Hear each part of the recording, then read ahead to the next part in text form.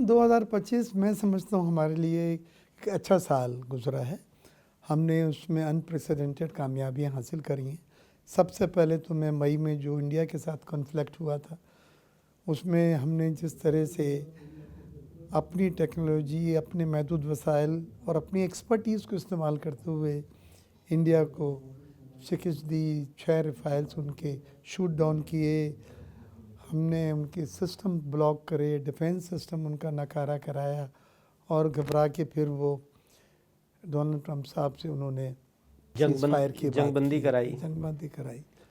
لیکن اس کنفلکٹ نے 2 میسیج دے دیے دنیا کو. ایک، اس خطے کی جو برتری ہے وہ اگر کوئی ملک رکھ سکتا ہے تو وہ چین و پاکستان ہے، اور اگر ٹیکنالوجی کوئی جدید ترین ہے وہ بھی چین کی ٹیکنالوجی ہے جو پاکستان نے ایکوائر کی ہے. بالکل. اور وہ یورپین رفائل کرنے کے بعد، یورپین ٹیکنالوجی اور سسٹم بلاک ہونے کے بعد امریکن اور رشین ٹیکنالوجی جو ہے وہ فیل ہو گئی ہے.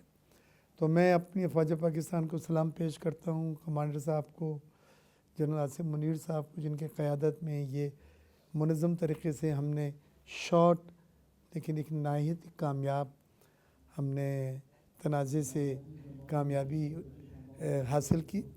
دوسرا پھر IMF کا پروگرام ہمارا بڑا کامیابی سے پاس ہوا. تیسری قسط اب ہمیں مل گئی ہے $1.2 بلین کی.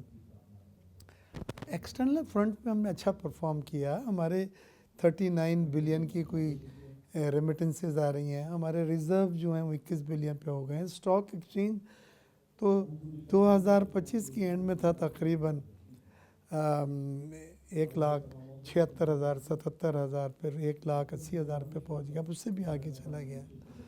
تو یہ وہ سب چیزیں ہیں جو آپ کہہ سکتے ہیں کہ پاکستان میں اس کے پالیسیز پہ ہمارے سرمایہ کاروں کا اعتماد ہے اور اعتبار کا مظہر ہے. انٹرنلی ہم نے کوئی چیزیں اچھی ابھی اتنی حاصل نہیں کی کامیابیاں اس میں. مثال کے طور پہ مہنگائی بڑھتی رہی، شوگر کی قیمت 230 روپے ہو گئی. اسٹینڈنگ کمیٹی آن کامرس نے مجھے اسٹینڈنگ کمیٹی کا ایک بنا کے دی جس میں اس کی انکوائری دی تھی. ہمیں 12 MNA تھے میرے ساتھ. اچھا جی. اور ہم نے رپورٹ دی، اس میں ثابت ہوا کہ ہاں اس میں مینوپولیشن ہوا ہے، کارٹلائزیشن ہوئی ہے، مونوپولی ہوئی ہے. اور یہ شوگر کی پرائز غریب جو ہے وہ 145 اور 165 جو دے رہا تھا وہ 229 روپے پہ KPK میں دینا پڑا اس کو. تو اس میں ہماری انتظامی خرابیاں بھی تھیں، لیکن زیادہ کارٹلائزیشن تھا، ملوں کا گٹھ جوڑ تھا، جس سے غریب آدمی پہ